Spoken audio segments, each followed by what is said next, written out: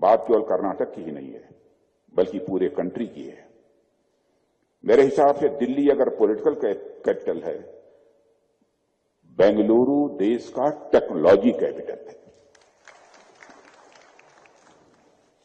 मुझे जब भी बेंगलुरु वालों की कोई अपॉर्चुनिटी मिलती है, मैं इस अपॉर्चुनिटी का पूरा लाभ उठाने की मैं कोशिश करता हूं।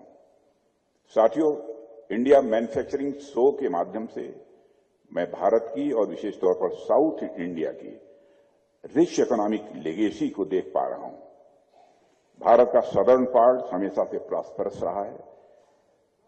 यदि मैं आपसे एंशिएंट टाइम्स की बात करूं तो आप सब दक्षिणापथ के नाम से जरूर परिचित होंगे, और हमेशा से साउथ इंडिया प्रॉस्पेरिटी से सिनोनिमस रहा है। सातवाहन, चेर, चोल और पांड्य राज्यों की फेनोमेनल प्रॉस्पेरिटी से साउथ इंडिया का इतिहास भरा पड़ा है। न सिर्फ एंशिएंट टाइम बल्कि मेडिवल टाइम में भी साउथ इंडिया अपनी प्रॉस्पेरिटी के लिए जाना जाता रहा है। न केवल इकोनॉमिक बल्कि कल्चरल वे में भी साउथ इंडिया प्रॉस्परस रहा है। अपनी जियोग्राफिकल कंडीशंस के कारण साउथ इंडिया तो हमेशा से इन्वेडर्स के लिए एक डिस्टेंट टारगेट रहा, और सभी जानते हैं कि नॉर्थ इंडिया को इन्वेडर्स का सीधे सामना करना पड़ा था, जिस वजह से अलग अलग समय पर अलग अलग इन्वेडर्स ने नॉर्थ इंडिया में हमारे कल्चर को डैमेज करने की कोशिश की।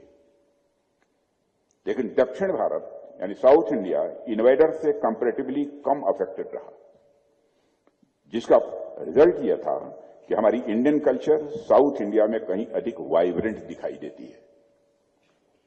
दक्षिण भारत ने इंडियन कल्चर को जिस प्रकार से प्रिजर्व किया है और निखारा है, उसकी जितनी भी प्रशंसा की जाए वह कम है। साथियों, राष्ट्र की कल्चरल हेरिटेज को सिक्योर रखने के लिए मैं दक्षिण भारत यानी साउथ इंडिया को भारत का एक कल्चरल फोर्ट्रेस मानता हूं, सांस्कृतिक दुर्ग मानता हूं, और साथ ही साउथ इंडिया इंडियन कल्चर का एक सेफ हाउस भी है। वर्तमान समय में भी भारत का सदर्न पार्ट जिस प्रकार से भारत के मल्टी डायमेंशनल डेवलपमेंट में कंट्रीब्यूशन दे रहा है, उससे हम सभी अच्छी तरह फैमिलियर हैं।